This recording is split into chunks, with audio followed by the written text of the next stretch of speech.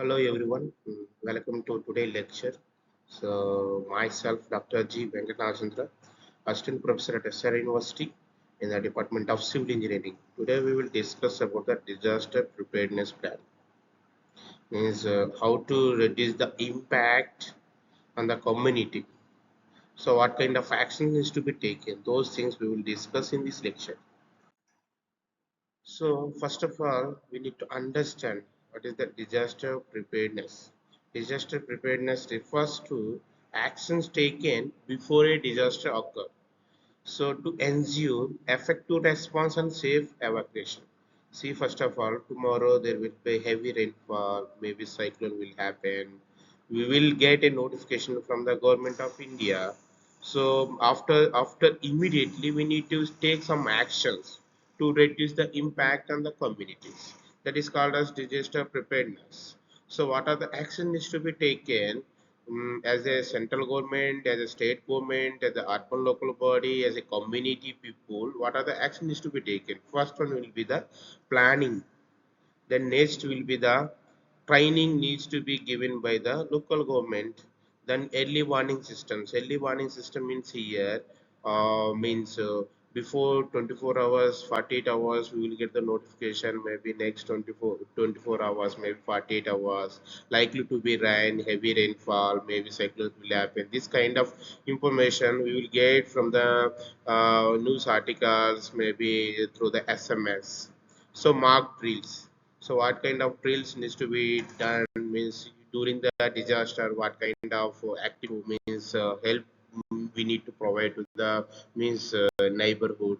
This kind of activities they will give the training, that is called as mock drills. Then stockpiling resources. Then we need to store some kind of resources. Maybe we can save kind of water, means food, uh, that is called stockpiling resources. Then communication systems. Communication systems means through television, maybe means internet. We need to communicate people. This is the disaster may occur, likely to be occur like this way. Then coordination among the agencies in India. The different agencies are existed, so it should be means coordination will be there. Then only we can reduce the impact. So, see, it means clearly mentioned. So, before any disaster happen, today means it's before then after. So, before means we need to take the preparedness. Then during this means what are the means how we are responding the particular disaster. Next one is the how we are recovering from disaster. This is the called as before, during, after. Preparedness plan, response, recovery. So preparedness sits at the most important position before the disasters. We already discussed. So once a disaster strikes, so what will happen generally?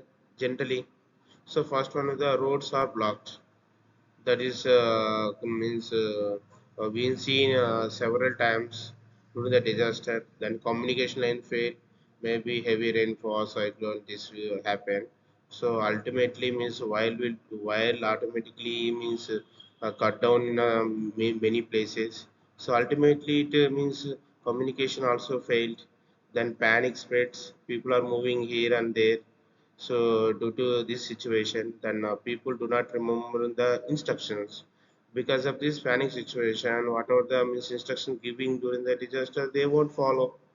That is the things during the disaster. That's why we need to give the preparedness plan so that they will sustain in this critical situation. So importance of disaster preparedness plans. So first means first and foremost important thing is that we need to save the life. That is called as saves lives. This is the most direct benefit. Example: during Cyclone Fani, Odisha evacuated 1.2 million people in 36 hours. So they know the means communication early warning system they received. They have good means coordination between the different agencies. So that's why they came forward and evacuated around 1.2 million people in less than 2 days. That means most of the people are safe. Means whatever the means cyclone happened before the cyclone Fani, most of the people are died. But after that, government of India framed a particular disaster preparedness plan, so that means impact on the means humans will be reduced. This is the one of the example. Then thousands of lives was saved because of prepared pre-planned shelters and trained volunteers and early warnings. So preparedness is the called as fewer casualties, means very few number of deaths will happen. So next point will be the reduces economic loss. So generally, if see means disaster occur means first thing will be the infrastructure damage. Infrastructure means houses, maybe kind of roads, maybe telephone lines, internet lines, whatever it may be. It will be all things will be damaged, and the business gets shut down. Then agriculture loss due to means overflow of water means this yield get reduced, and some of the area will fully means submerge the crops. That's why agriculture loss will happen. Next one, the transport delays, road all means road damaged. Going one place to another place is very difficult. So these are the means four major loss will happen during the disaster after disaster. So if you are taking the preparedness plan, so that means instead of going the normal building, if you are means if you predict, if you suspect in this area is likely to be prone earthquake, so that we can construct a buildings in a such a way that it can resist during the earthquakes. That is called as safer building designs. Flood barriers. So if any ocean is there in the particular city, so that we can construct a flood barriers, maybe you can means plant a thick kind of forest or thick plants. What will happen? Then waves will be reduced. That's why it is called as flood barriers. Maybe you can means construct a embankment in the means bank of river, maybe bank of ocean, so that means waves get reduced. Then backup our systems during the means this disaster time, and early shutdown of hazardous industries. Some industries are running. If they don't want means if they are not receiving any messages, what will happen? The means what are the means running instruments in the particular industry, it can means blast it, so it will be create another disaster. So that's why preparedness plan is very important. So coming to the next means thing is the ensures faster response. So when the roles and responsibilities are defined in advance, for suppose we already discussed, we need to give the training to the particular community so that during the disaster they can tackle this situation, and also we can provide some kind of emergency kits. So if these things are will be clear, then ultimately rescue teams reach faster. So they know the means they will get the notification messages and everything. Then they will reach the particular team in a correct time, so that they will rescue the means more number of the people. Then hospitals activate emergency protocols. So if you store them means a kind of healthy kits, so that during this disaster may require more number compared to the regular time. Then police and fire service coordinate smoothly, then confusion is minimized. So everything, if everything is arranged, and teams also ready to help the means community people, so it is likely to be confusion is very less. Then example, NDRF immediately deploys a disaster zone because they have predefined SOPs.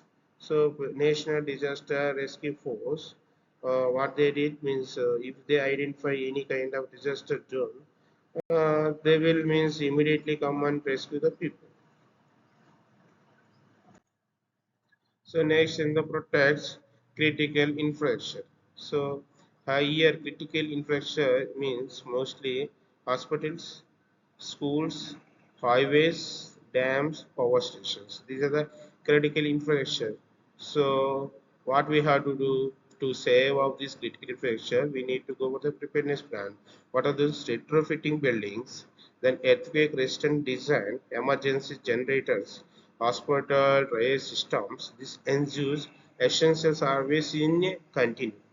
So for running of any hospitals, it require the power. If you are saving the means, if you using the power generator, so that in during the emergency time we can use it.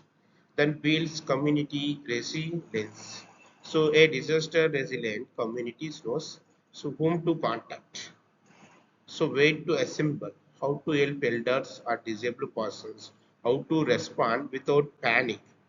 These things will be clear if you are training the people, if you aware the people about the situation, then only these things will be clear. Examples of resilient communities.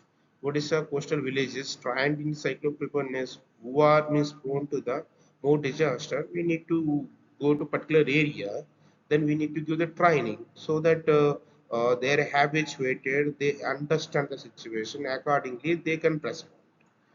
So that's why means most of the training is given in Odisha state in coastal villages, so that they will understand the situation. Then next one will be the example Japan earthquake deals. Means we know means most of the earthquakes will happen in the Japan region or Japan country. So if conducted annually for citizens, they conduct training session generally annually every year for the citizens, so that they will respond very quickly. Next one with the scope of disaster preparedness plans. So means before we discussed what could be the possible impacts. If you take the preparedness plans, what kind of impacts will be reduced, maybe in terms of infrastructure, in terms of saving lives, in terms of economic loss we discussed. Now continuous of this today lecture, we will discuss about the scope of disaster preparedness plans. So generally, first one with the household level preparedness. In every household means main means all family members. What are the things needs to be prepared before disasters? First one with the emergency kit, the stored drinking water, then family communication plan. So who are there outside, so we will communicate regarding the situation, ask him to come to the home, like this way we need to communicate. Then emergency numbers, what are the means government is giving the emergency number, we need to save or maybe write down in the piece of paper, and means that paper will be means keep it in a pocket wherever it will be safe.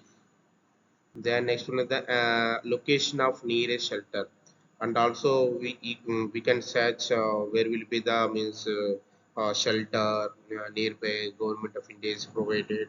So that means during that days disaster, maybe water is means level is more, then we directly need to go to the this relief center.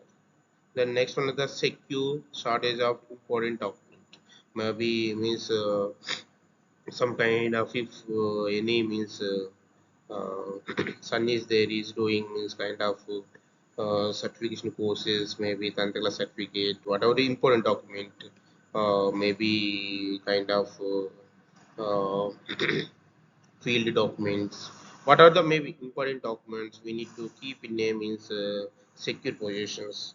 Then example here, Japan promotes go bags for every family. So this is the go bags. This generally means that means this is the waterproof. So what are the documents they generally keep in that particular bag so that it won't be kind of not enter water into the bags, and it is also won't damage easily.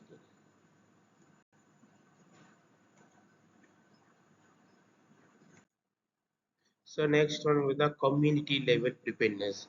First one with the house level. Then in house level, what kind of things needs to be prepared. So we discussed. Now is the community level preparedness. Communities plays a biggest role. CL scope includes local warning systems, means government India will one person will go and they inform the situation about maybe after 2 to 3 days maybe cyclone will happen, like this way they need to give the local warning. Then community volunteers means we can form a one group for helping of community people, so that we can give the training the particular peoples. Then training in first aid. So what are the people coming forward from particular community? We need to give the training and we need to give the first aid, how to use it, and rescue equipment. What are the things needs to be provided for the local volunteers so that they will rescue their particular people. So some kind of equipment needs to be given those people. Then village or block disaster committees. Some mock drills also needs to be given. And example, during Kerala floods, fisherman becomes a first to rescue the persons. Next one is the institutional preparedness. So institutional includes, so what schools and colleges, the hospitals, industries, offices, malls, and public buildings. They must have evacuation plans. See, these are the institution include maybe schools, colleges, hospital, industries, offices, malls, and everything will be included in institution.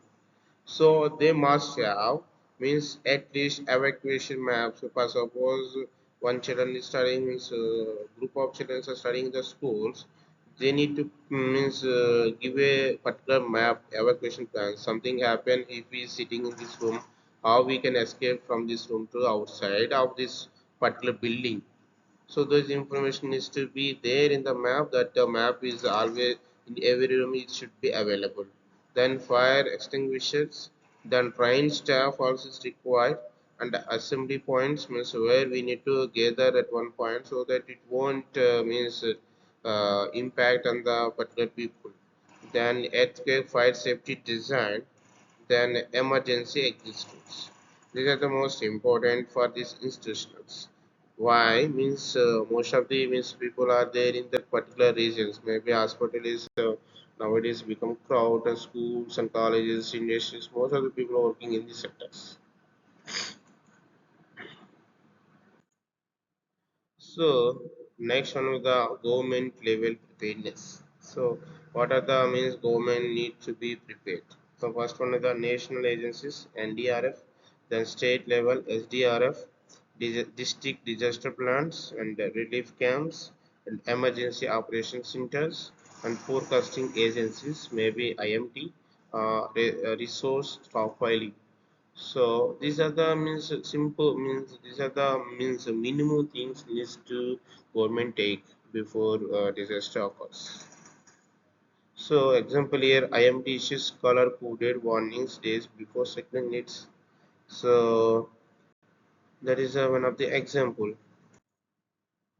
Next one is the technological preparedness. Use of technology to reduce the disaster risk. Fast means before giving the early warnings, we can understand the based on the history.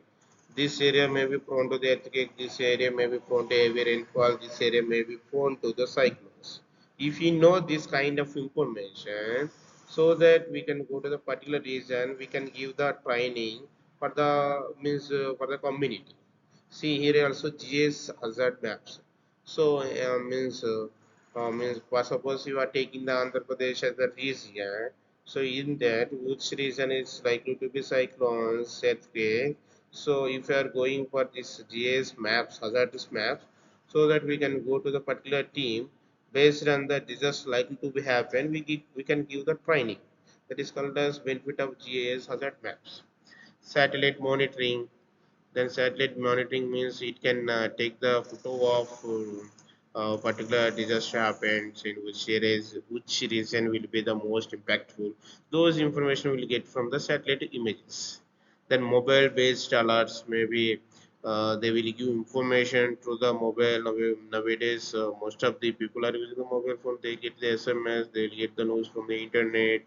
Then flood forecasting, uh, maybe we need to means when likely to be happen for floods. Maybe in Andhra Pradesh the last 10 years back, one time floods will happen. Next time when it will be happen, that is that should be forecasted using the some kind of nowadays artificial intelligence or means machine learning approaches. Then drones for the search and rescue means you can use the different kinds of drones. We can search means who are need help in this situation. So, but means if we know that information, then means rescue team will reach the particular location, will help the people who are needing. So sensors for the dam safety.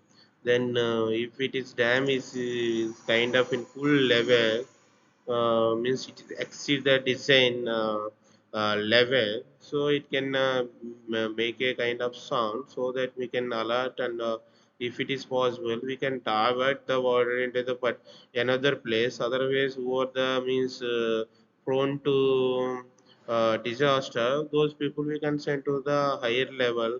Higher level means higher elevation level, so that impact on the people will be reduced. Next one is that technology improves both speed and accuracy. So this is the technological preparedness. Then capacity building and training. This is the most important thing. So preparedness requires skill development, the how to use the first aid and the search and rescue, the mock drills and the CPR training, chemical spill handling, multi-agency coordination. Training reduces panic and increases confidence. So if you are giving the kind of training, mock drilling, providing the health keys, first aid, this ultimately means people get confidence, and they are get rid of this disaster.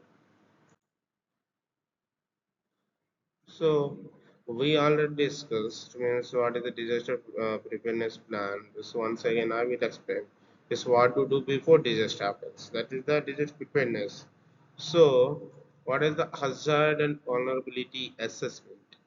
Means how we can assess the how much impact and what kind of people, what kind of group people may get more likely to be impact. So those things also needs to be analyzed before disaster occurs so that we can reduce impact. A preparedness plan begins with the knowing the risk. If we knowing the risk, then only real plan can implement. So first of all, we need to understand the type of hazard. This means here hazard and disaster what you are using means everyone knows the means real meaning of hazard and disaster. Disaster means something happen, then it will damage the people, economic loss, environmental losses, whatever it may be. This is called a disaster. Hazard means it won't impact on the people or maybe economic environment. That is called as hazard. Generally, if something earthquake happen in the desert area, what will happen? So this is called as hazard. If some earthquake happen in means maybe Visakhapatnam, maybe Guntur, so what will happen? Impact on the people will be high. So that is called as disaster. This is called as hazard. So first we need to understand the here type of hazard. Maybe floods, maybe droughts, maybe chemical leak, maybe earthquake. So first we need to identify the type of hazard. Then exposure. So here is exposure means where it will happen, maybe population, maybe buildings, maybe roads. So means we need to understand.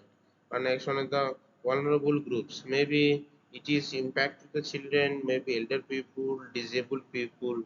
Then high risk zones, maybe low lying areas, industrial belts. Maybe if something chemical leak happen means who are the vulnerable, so here is the one near to the particular industry.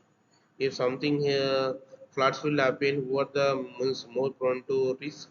Here low-lying areas. Like this way, we need to understand the high-risk zones, so vulnerable groups, exposure, and type of hazard. See here example mapping flood-prone zones in Hyderabad or coastal cyclone prone in Odisha. So here is the next one will be the early warning systems. The preparedness require timely and accurate alerts.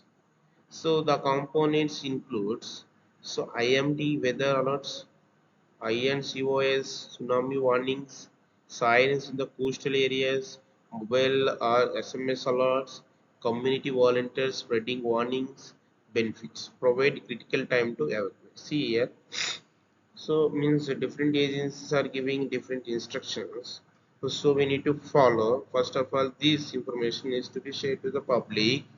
So public should aware of this kind of hazard or disaster. So next one is the communication plan. A disaster causes information overload or blackout. Communication plan include clear command chain. It should be clear command chain. So if you are giving instruction from the NDRF, SDRF needs to be taking, and district level needs to be implement. Local government should take instructions and suggestion from the district, so that it should be a clear command chain, so that impact will be reduced. Then emergency contact list. Means emergency number needs to be shared to the local people, so that they can contact when they are in risk. Then radio walkie-talkie backup, the social media alerts. So government to public communication should be strong. Then only means impact will be reduced.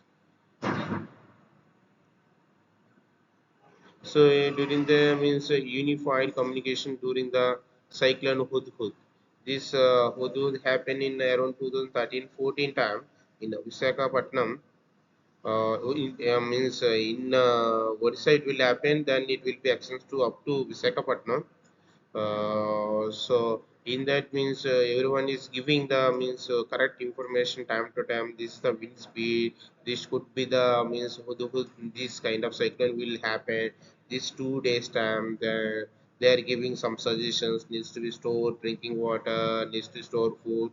This kind of information is given, so that people are taking the means appropriate suggestions. They store kind of food and everything, so that impact will be nullified.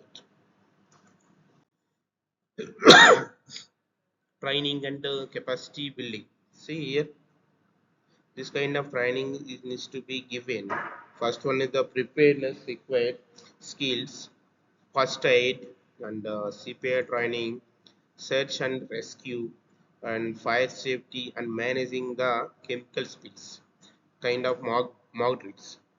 Example, school safety drills, NDRF training. These are the most important for the community people to reduce the impact on the community. So, continuity of operations and recovery planning ensures essential services continue even during disasters. So, backup power is important. So, in hospital, power backup is required for essential services, and the data backups and alternate office locations and emergency staff teams and important for hospitals, industries, and bank and colleges. So risk management strategies. So first of all, risk management. So to understand the risk management, identify the risk and evaluating the risk plus minimizing the risk. That is called as risk management. Management means how to reduce the risk. So before reducing the risk, first we need to understand the what kind of hazard, and this hazard, how much risk will be poses. Then what are the plans to reduce this impact? That is called as risk management. Risk equal to hazard. So multiply with the vulnerability is divided by capacity. That is called as risk. Explain that risk can be reduced by decreasing hazard, reducing vulnerability, and increasing capacity. So how to identify the risk? See here, how to identify the means what hazard exists, so where will they strike, who is at risk, what assets or infrastructure are exposed. This is called as risk and identification. So what kind of tools will helps to identify? Maybe GS mapping. So if we use a GS mapping, what will happen? Which area will be likely to be earthquakes will happen? Maybe tsunamis will happen. That is called as with the help of GS mapping we can understand. Then remote sensing applications and historical data means in past years how many times earthquakes will happen, tsunamis will happen. So if you know this data, and unlikely to be, when to be next happen. Those things also we can predict with the use of the A and ML applications. Then community surveys, example, mapping landslide zones in Uttarakhand. So next one with the risk assessment. Assessment, we identify the risk, and then what are the tools existed to identify. Then for next one with the, we need to assess, quantify the risk. So maybe what is the probability, likelihood of disaster, and the severity means how intensity will it be, then frequency, then exposure, and vulnerability. So this is called as risk assessment. Means if we know the data of risk matrices, hazard donation maps, example IMD cyclone probability charts. So with the use of these kind of information, we can understand the risk. If we understand the risk only, we can implement the disaster preparedness plans. So next one, the risk prevention and mitigation. So these are the long-term strategies to reduce or eliminate risk. See here, means it is mitigation, structural mitigation, non-structural mitigation. In structural mitigation, flood barriers, then dams, sea walls, earthquake resistant buildings, retrofitting, stormwater drains. This comes under structural mitigation. When it comes to the non-structural mitigation, land use zoning, building codes, policies, laws, insurance, environmental protection. This is called as non-structural mitigation. So risk transfer. So moving risk to another agency or institution to insurance means, one means India is agriculture country. So most of the people are doing the farming. So that whatever the crop you are growing in a particular field, we need to go for the insurance. Something happen, so we can claim a insurance.